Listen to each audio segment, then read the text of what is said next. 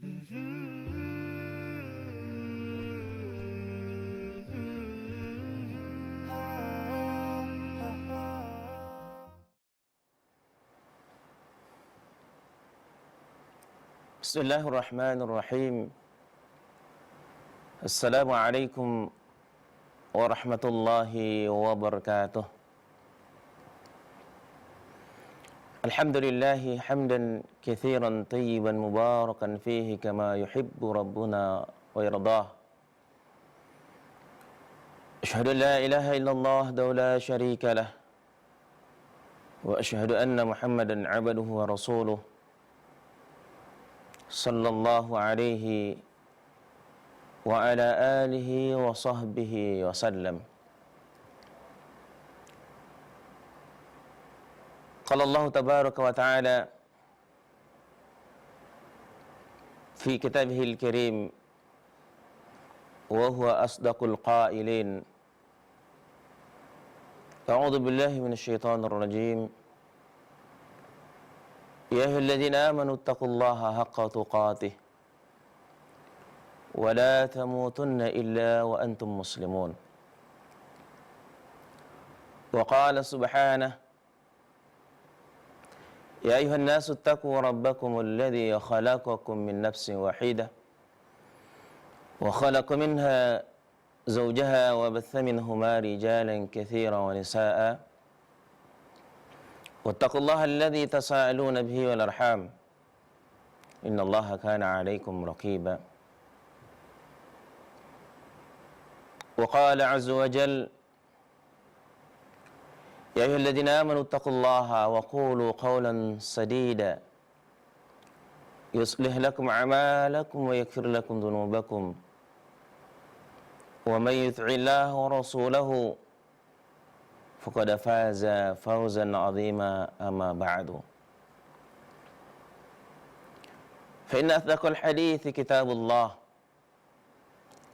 wa khairal huda هدى النبي صلى الله عليه وسلم وشر الأمور محدثاتها وكل محدثة بدعة وكل بدعة ضلالة وكل ضلالة في النار. Kaum muslimin, ikhwani wa akhwati, a'azzani Allah wa iyyakum jami'an. Marilah kita senantiasa memanjatkan puji dan syukur kita kehadirat Allah Subhanahu wa taala yang senantiasa melimpahkan nikmat dan karunia-Nya kepada kita semua, yang tak mungkin dapat kita sebutkan satu persatu dari nikmat dan karunia Allah tersebut. Serta salawat beriring salam Allahumma salli ala Muhammad wa ala ali Muhammad. Kita mohonkan sebanyak-banyaknya, mudah-mudahan Allah sampaikan untuk junjungan kita Nabi Muhammad sallallahu alaihi wasallam,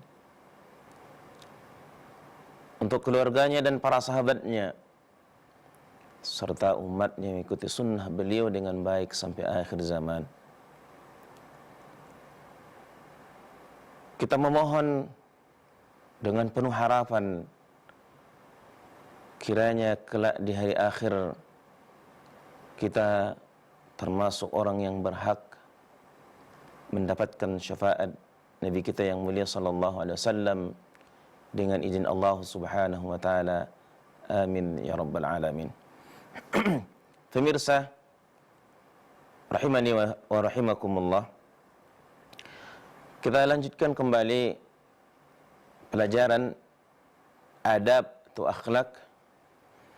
Kita masih berada dalam pembahasan tentang adab-adab kepada Allah Subhanahu wa taala dan Rasulullah sallallahu alaihi wasallam.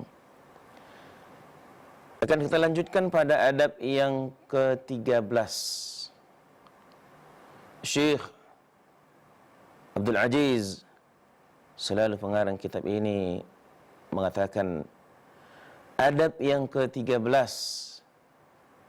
berhukum kepada syariat Allah Azza wa Jal. Berhukum dengan hukum Allah. Artinya berhukum dengan Al-Quran yang Allah turunkan kepada Rasulullah sallallahu alaihi wasallam, berhukum dengan hadis-hadis Rasulullah sallallahu alaihi wasallam yang sahih sesuai dengan apa yang telah diamalkan, dipraktikkan dan dipahami oleh generasi terbaik dari pendahulu umat ini, para sahabat radhiyallahu anhum ajma'in, tabi'in dan atba'ut tabi'in. Berhukum dengan syariat Allah. Syekh mengatakan semangat berhukum kepada syariat Allah ini merupakan bersumber dari keimanan kita kepada Allah, keimanan seorang hamba kepada Rabbnya, kepada Tuhannya Allah Subhanahu wa Ta'ala,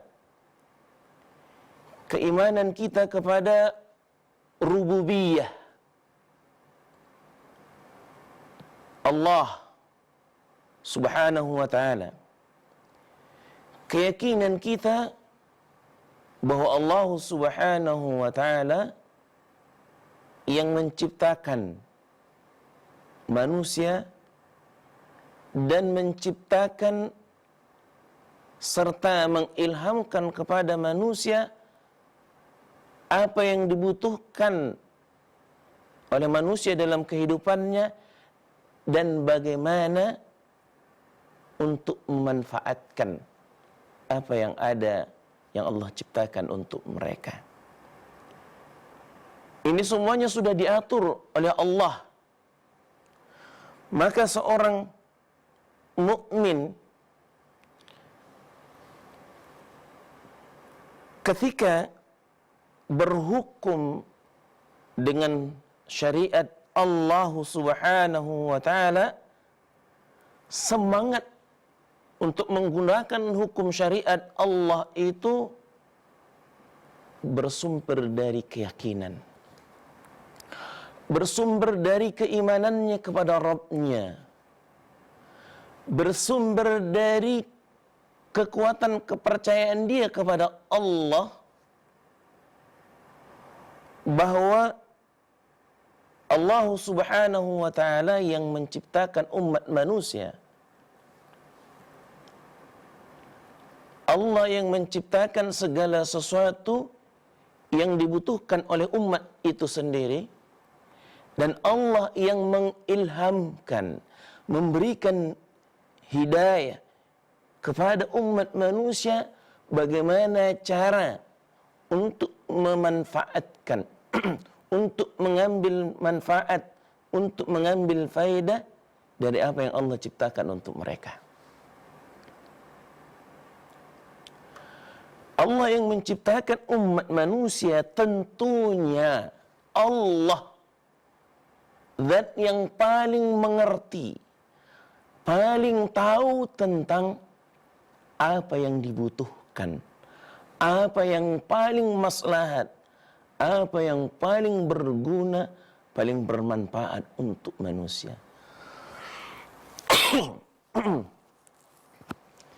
Sering kita sampaikan logikanya seperti ini. Kaum muslimin tentunya di rumah masing-masing memiliki suatu produk elektronik misal, atau produk apapun itu. Setiap kita membeli produk baru, tentunya akan kita dapati disertai dengan adanya buku panduan.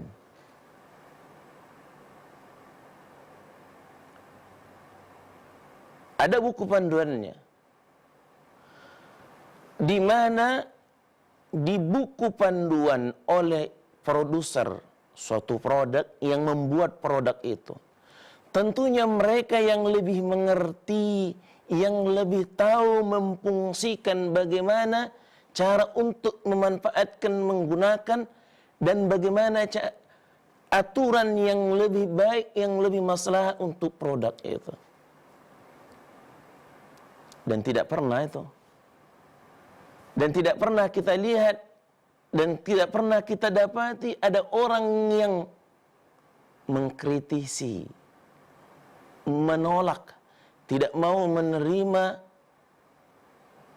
apa yang disebutkan di dalam buku panduan produk tersebut. Sebab kenapa? Orang yang menggunakan suatu produk, tahu betul, yakin betul bahwa yang memproduksi, yang membuat produk tersebut, misalkan alat elektronik, mereka lah yang lebih tahu bagaimana tentang produk yang mereka buat. Maka Allah Azza wa Jal, Rabb, pencipta seluruh alam ini, pencipta seluruh makhluk, Allah menciptakan makhluk ini, maka Allah yang lebih tahu secara rinci, secara detailnya, sekecil-kecilnya tentang makhluk. Allah tahu aturan, hukum yang paling maslahat, yang paling adil untuk hambanya. Sehingga Allah Subhanahu wa ta'ala menurunkan syariatnya. Yang kita peroleh, yang kita dapati sumber syariat Allah, syariat Islam, itu ada pada ada pada Al-Quran dan sunnah Rasulullah SAW dalam hadis-hadis yang sahih. Maka seorang mukmin, seorang muslim yang tunduk dan patuh kepada Rabb-Nya, tentunya menginginkan bahwa dalam kehidupan ini hendaknya, sebaiknya, seyogyanya, sepantasnya Allah lah yang mengatur mereka. Hukum Allah lah yang berlaku untuk mereka. Dan yakin bahwa hukum Allah Subhanahu wa ta'ala telah mencakup untuk semuanya.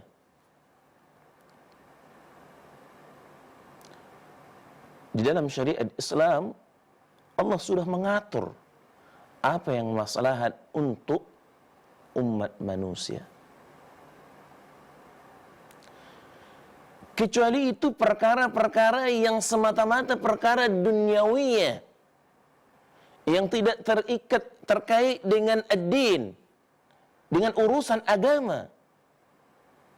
Maka Islam, syariat agama kita yang mulia ini, memberikan kebebasan untuk mengatur perkara dunia yang tidak ada kaitannya, yang tidak bersentuhan dengan hukum-hukum syariat. Seperti tadi, kalau ada produk elektronik, maka jangan kita cari tentang aturannya di dalam Al-Quran dan Sunnah, karena nggak akan pernah kita peroleh bahwa ada aturan bagaimana cara mengaktifkan, memanfaatkan, menggunakan misalkan handphone. Nggak ada. Bagaimana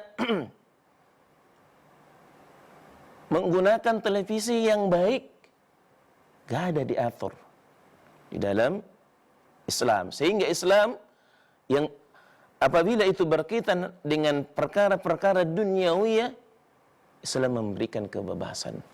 Maka Nabi SAW dalam hadis yang sahih telah menyampaikan kepada kita umat Islam, kepada kita umat manusia, kata beliau SAW, wa antum a'lamu bi syu'unid dunyakum.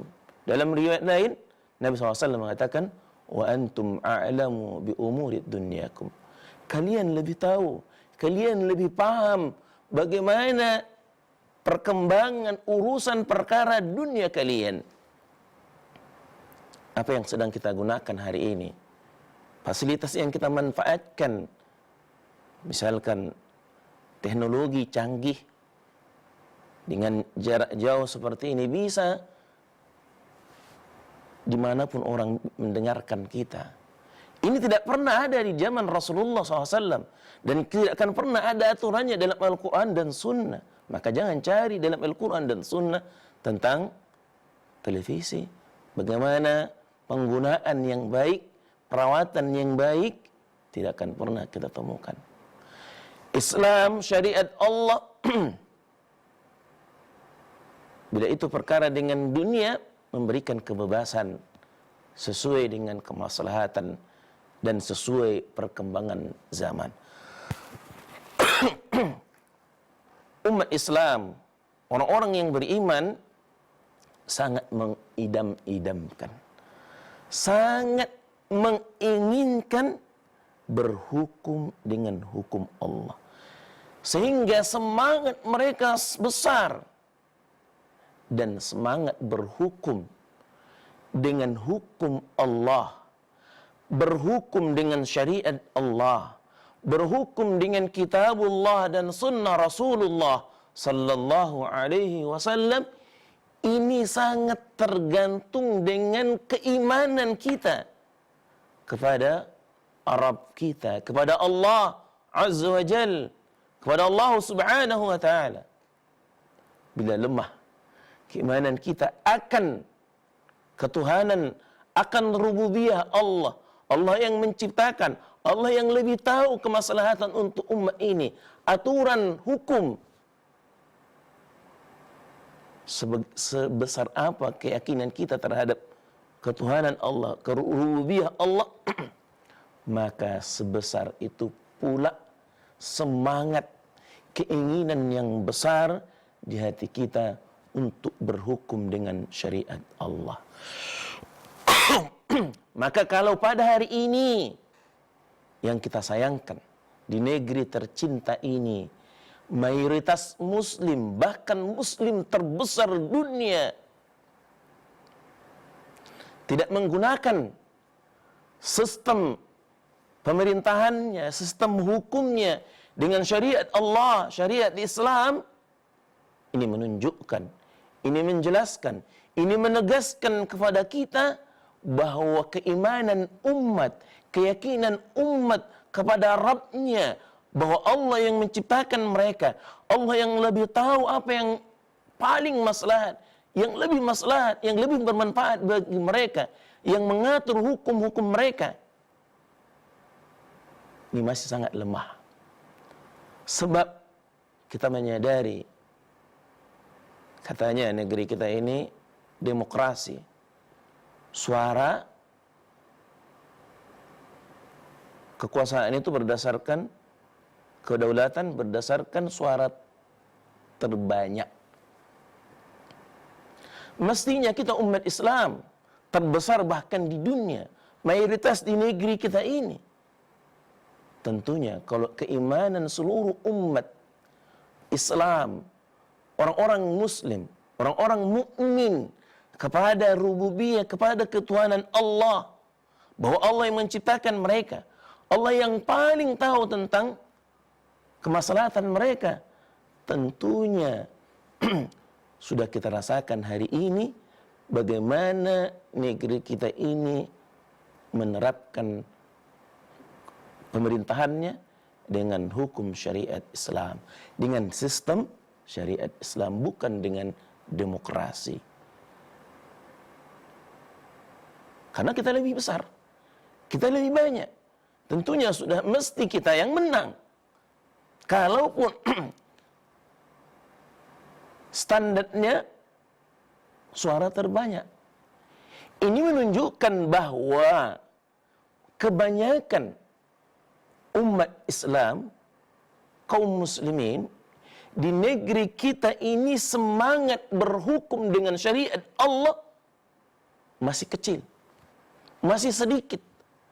Sehingga ketika saudara-saudara kita, ketika sebagian kaum muslimin masuk ke parlemen, berusaha sekuat tenaga mereka, dengan penuh konsentrasi mereka, mereka membuat misalkan organisasi-organisasi Islam, partai-partai Islam, masuk ke pemerintahan, dengan tujuan bagaimana muslim terbesar di negeri ini tidak bisa menegakkan syariat agamanya secara kafah, pemerintahannya dengan sistem syariat Islam. Siapa sih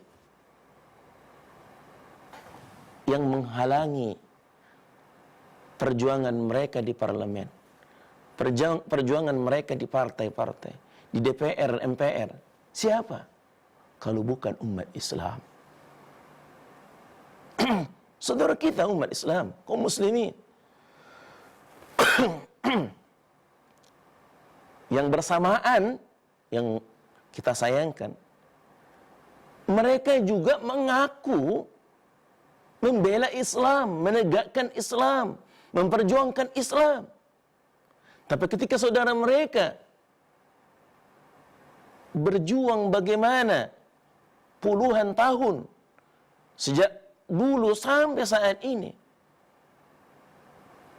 yang menghalangi mereka, menghalangi saudara-saudara kita, bukan orang-orang di luar Islam, bukan orang-orang kafir, bukan orang-orang non-muslim. Terbesar dan terdepan yang menghalangi adalah umat Islam sendiri. Apa sebabnya? Kenapa mereka tidak mau? Karena lemahnya keimanan mereka kepada Rabb mereka, kepada Allah, kepada Tuhan mereka, Allah Subhanahu wa taala. Lemahnya keimanan mereka kepada rububiyah Allah. Allah yang menciptakan manusia, Allah yang lebih tahu apa yang paling maslahat untuk umat manusia. Kenapa? Sampai hari ini belum pernah kita dapati orang yang protes kepada suatu produsen yang memproduksi suatu produk elektronik, misal memprotes, tidak mau menerima, mengatakan, oh ini nggak cocok. Karena mereka tahu bahwa yang memproduksi suatu produk elektronik, mereka yang paling tahu kemaslahatan dan bagaimana cara menggunakan. Allah Subhanahu wa taala, sekali lagi kaum muslimin pemirsa rahimakumullah, yang menciptakan umat ini, Allah yang menciptakan manusia, Allah yang lebih tahu tentang diri manusia, apa yang dibutuhkan manusia, apa yang dibutuhkan atau yang paling maslahat untuk umat ini. Sehingga Allah Subhanahu wa taala menciptakan kita tidak membiarkan begitu saja, tapi Allah menurunkan syariat untuk mengatur, memberikan kemaslahatan kepada umat ini. Maka sekali lagi, keimanan, keyakinan umat ini yang lemah, kepercayaan mereka kepada Rabbnya, kepada Allah Subhanahu wa taala, sehingga membuat mereka tidak mencintai, tidak berharap, tidak menginginkan tegaknya sistem syariat Islam di negeri ini. Tidak ada yang paling pondasi, yang paling dasar yang mengakibatkan sebagian atau bahkan kebanyakan umat Islam di negeri kita ini menolak syariat Islam. Karena lemahnya mereka dengan rububiyah ketuhanan Allah Subhanahu wa taala.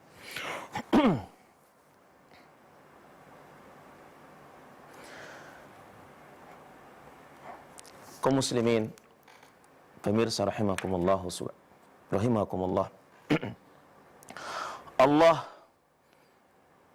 lebih mengetahui tentang keadaan makhluknya daripada makhluk itu sendiri. Bagi seorang mukmin harus ada ini di hatinya. Bagi seorang yang beriman, berikrar amantu billah, raditu billah, aku beriman kepada Allah, aku ridha Allah sebagai Tuhanku. Harus ada keyakinan di hatinya bahwasanya Allah lebih tahu tentang keadaan makhluk daripada mereka sendiri. Coba kalau kita ditanya tentang diri kita saja, jangankan apa yang lebih berguna bagi kita, tentang apa yang ada di tubuh kita saja kita nggak tahu. Berapa banyak sih manusia yang kalau ditanya tentang tubuh manusia dari ujung rambut sampai ke ujung kaki, bisa menyebutkan satu persatu nama dan fungsinya, bagian-bagiannya. Nggak akan ada yang mampu.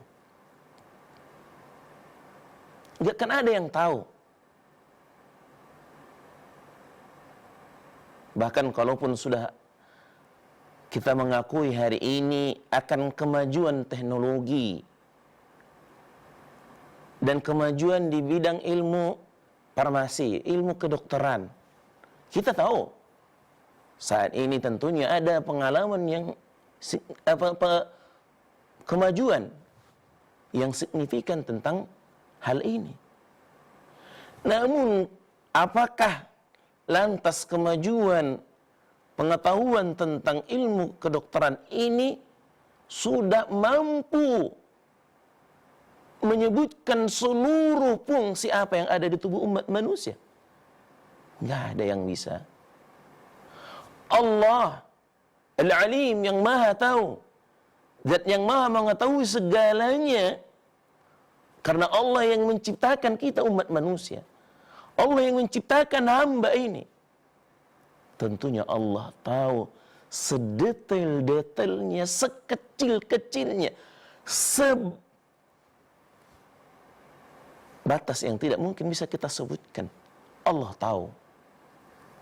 Sehingga umat Islam, orang yang mengaku beriman, harus mencamkan di hatinya bahwa Allah lebih mengetahui tentang keadaan, tentang diri makhluk yang bernama manusia. Allah lebih tahu tentang diri kita daripada kita sendiri.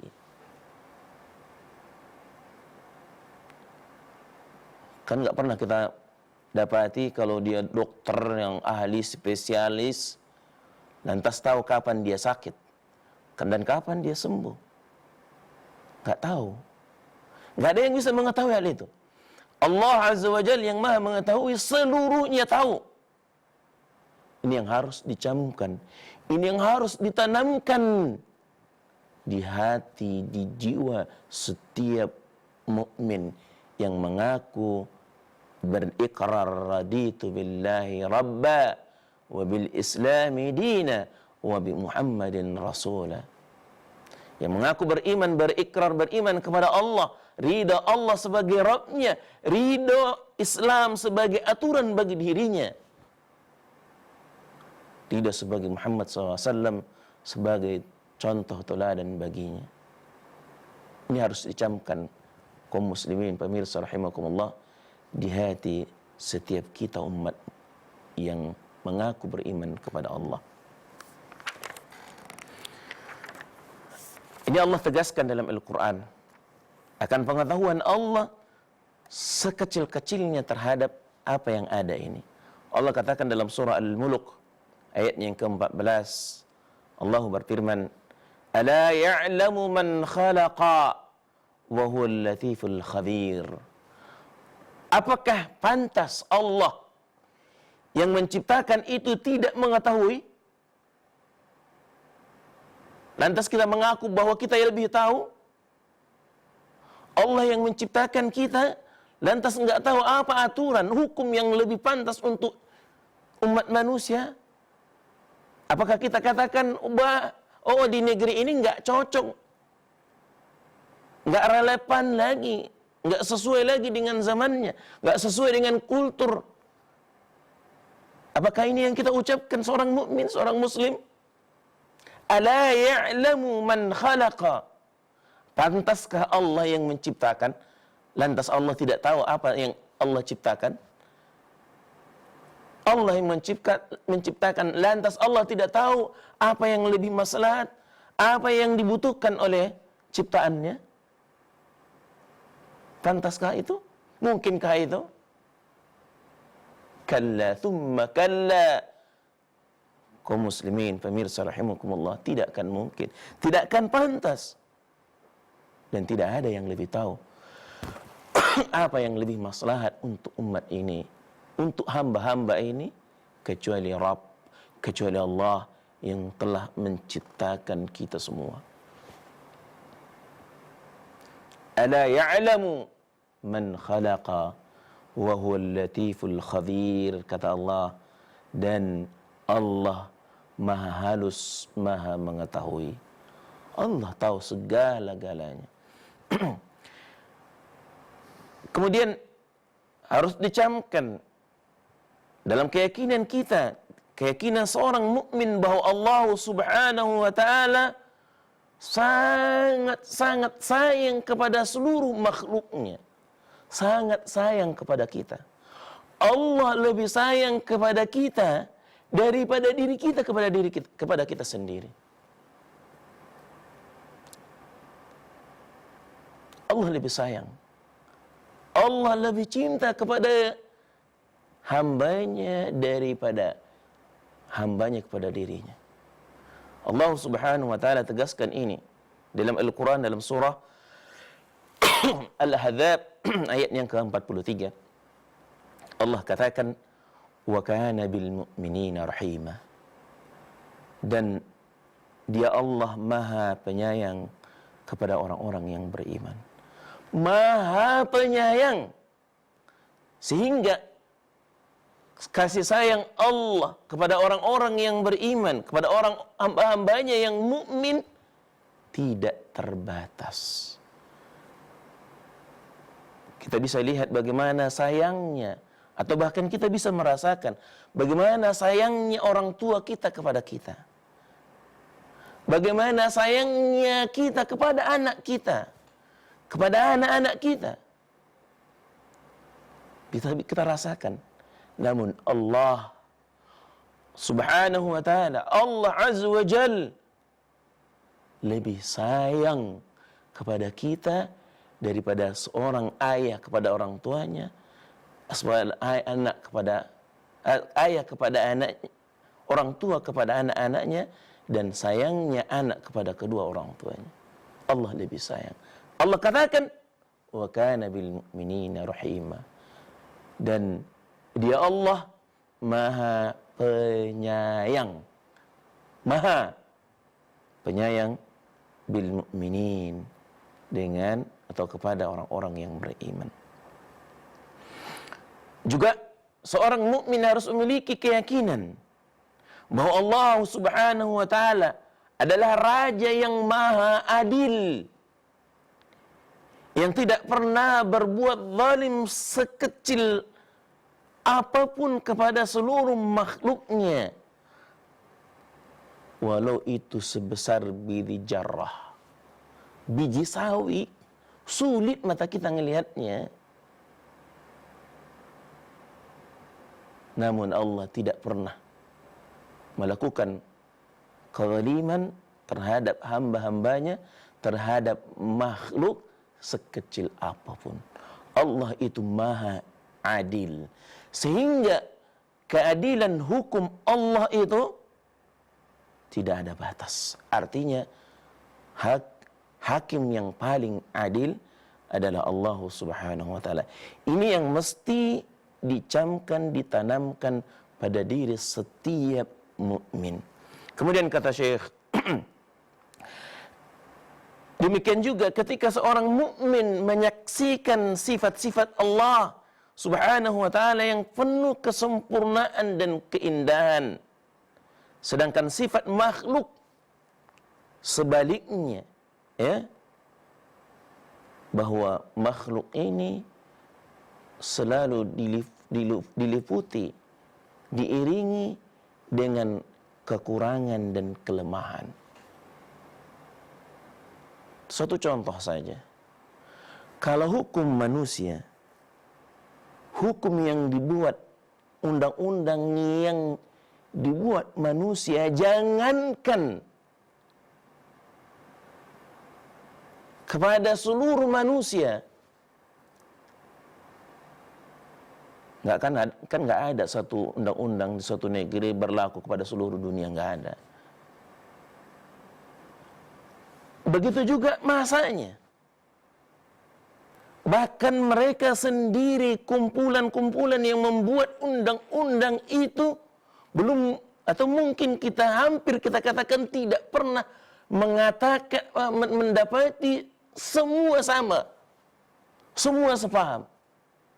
Sehingga yang kita lihat, kalau ada sidang paripurna yang menyusun suatu undang-undang, kan selalu kita dapati adanya interupsi, adanya kritikan, adanya masukan, adanya yang tidak setuju.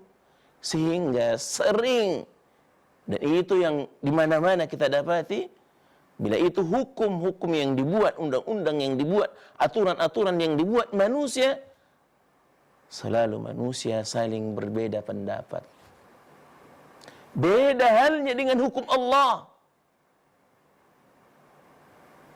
Kalau itu didasari dengan keimanan, didasari dengan keyakinan bahwa Allah Subhanahu wa Ta'ala Maha Adil dan tidak pernah menzalimi makhluknya, hambanya, tidak pernah zalim, maka lihat, kapan dan dimanapun, bila hukum Allah kita terapkan, didasari dengan keimanan, keyakinan kepada Rabb, keyakinan kepada Allah Jalla Jalaluh, kepada Allah Subhanahu wa Ta'ala, maka kemaslahatan, ketentraman, keadilan akan ditegakkan.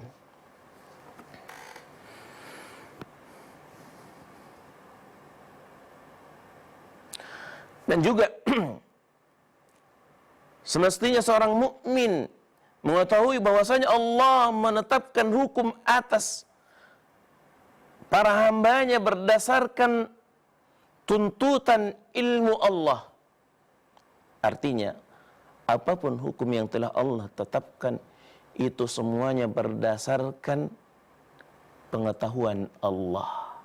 Tadi sudah kita katakan di awal, Allah yang ciptakan kita, Allah yang buat kita, Allah yang ciptakan makhluk. Tentunya Allah tahu, mengerti, paham betul tentang diri manusia, tentang diri makhluk, melebihi pengetahuan kita. Pengetahuan Allah, keadilan hukum Allah didasari ilmu Allah dan juga didasari hikmah serta kekuasaan Allah. Hikmah itu bijaksana. Kalau kita lihat, kita perhatikan ciptaan-ciptaan Allah yang ada di sekitar kita, bahkan seperti apa yang Allah perintahkan kepada kita. Kalau kita memperhatikan apa yang ada pada diri kita, wa fi anfusikum afala tubsirun, dan terhadap diri kalian, pada diri kalian, afala tubsirun. Perhatikan, tidakkah kalian memperhatikan? Kenapa? Ciptaan Allah yang sebegitu sempurna, kita tidak pernah protes. Kenapa nggak ada yang protes? Mereka-mereka yang menolak hukum Allah ketika Allah menciptakan hidungnya hadap bawah, kenapa nggak dia protes? Ini mestinya hadap atas aja. Karena mereka tahu bahwa Allah menciptakan seluruh umat manusia, seluruh makhluk, seluruh hamba-hamba ini adalah hikmah, itu sudah sesuai dengan hikmah Allah. Kebijaksanaan. Betul-betul bijak. Tidak ada yang perlu kita kritisi. Itu baru apa yang ada pada diri kita. Lantas, kenapa ketika hukum Allah ada perasaan di hati umat ini, di hati seorang hamba, bahwa hukum Allah tidak adil? Kenapa? Bahwa hukum Allah tidak sesuai, tidak relevan, tidak sesuai dengan zaman, tidak sesuai dengan kultur, tidak sesuai dengan negara, tidak sesuai lagi dengan perkembangan teknologi ini. Kenapa? Kenapa dia tidak katakan udah canggih? Mestinya kaki manusia nggak lagi seperti ini. Karena pada hakikatnya, ketika mereka mau memperhatikan tentang ciptaan Allah, mereka menyadari Allah menciptakan ini ala ilmin, sesuai dengan ilmu Allah, ala hikmatin, sesuai dengan kebijaksanaan Allah. Begitu pula mestinya yang ada di hati seorang mukmin, di hati seorang muslim, bahwa Allah membuat hukum, Allah membuat syariat Islam. Syariat ini penuh dengan ilmu, berdasarkan ilmu Allah. Begitu juga Allah menetapkan hukum syariat ini ala hikmatin, berdasarkan hikmah, kebijaksanaan Allah subhanahu wa ta'ala, Al-Hakim. Al-Hakim yang maha bijaksana. Gak mungkin Allah sembarangan menetapkan suatu syariat, suatu hukum dalam syariat Islam tanpa dasar hikmah Allah subhanahu wa ta'ala. Ini mestinya yang setiap muslim miliki di hatinya, bahwa ketika Allah membuat syariat ini ada ilmin wa hikmatin, berdasarkan ilmu Allah, berdasarkan hikmah Allah. Sehingga mestinya ketika berhadapan dengan hukum-hukum Allah, keinginan, kecintaan untuk berhukum dengan hukum Allah itu sangat besar di hati, di jiwa setiap muslim. Kemudian kata Syekh, di samping itu seorang muslim juga meyakini bahwa Nabi tidaklah menetapkan hukum berdasarkan hawa nafsu. Nabi kita yang mulia sallallahu alaihi wasallam tidak pernah berhukum, menetapkan suatu hukum, menetapkan suatu ketentuan dalam syariat ini berdasarkan keinginan Nabi sallallahu alaihi wasallam. Ini harus kita yakini, sehingga syariat Islam ini yang berdasarkan Al-Quran, berdasarkan sunnah Nabi SAW, benar-benar tertanam di jiwa kita, tertanam di hati kita. Akan tetapi Nabi SAW menetapkan hukum berdasarkan apa yang telah Allah turunkan kepada beliau. Allah subhanahu wa ta'ala tegaskan dalam surah An-Nisa ayat yang ke-105, Inna anzalna ilaikal kitaba bil haqqi litahkuma bainan nasi bima araka Allah. Allah katakan, sesungguhnya kami telah menurunkan Al-Quran kepadamu, hai Muhammad, membawa kebenaran bil haqq, membawa kebenaran, mengandung kebenaran, agar engkau mengadili, artinya menetapkan suatu hukum yang adil di antara manusia, apa yang telah Allah turunkan, apa yang telah Allah wahyukan, apa yang telah ajarkan kepadamu, wahai Muhammad. Ayat ini Allah menegaskan bahwa Nabi kita yang mulia sallallahu alaihi wasallam tidaklah berhukum dengan hawa nafsunya, dengan keinginannya, melainkan apa yang ditetapkan oleh Rasulullah sallallahu alaihi wasallam dalam hadis yang sahih itu merupakan wahyu dari Allah Subhanahu wa taala. Kaum muslimin pemirsa rahimakumullah.